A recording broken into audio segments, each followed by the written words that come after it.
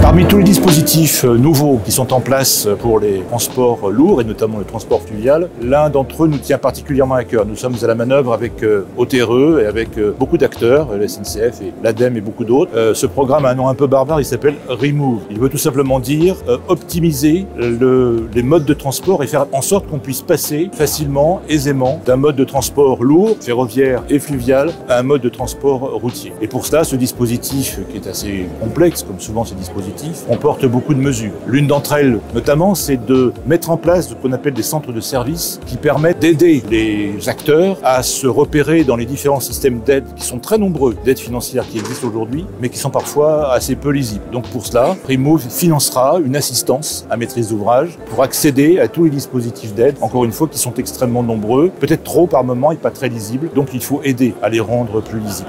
Et la deuxième chose importante que comprend Remove, c'est un dispositif d'aide transitoire pendant quelques années pour permettre de surmonter les écarts de coûts entre un mode lourd et un mode léger, puisqu'il y a évidemment beaucoup de transferts, de brouettage, ça coûte un certain prix évidemment, et donc ce coût de transfert, il doit être pendant un premier temps supporté par un dispositif d'aide, le temps que l'équilibre économique soit trouvé, et ça permet donc d'effacer cette étape initiale qui est toujours difficile à passer, qui est celle d'initier un nouveau projet. C'est une aide à l'initiative et à l'émergence de nouveaux projets, et je pense que ce sont des dispositifs qui sont très ciblés par rapport aux besoins de la clientèle et des prestataires.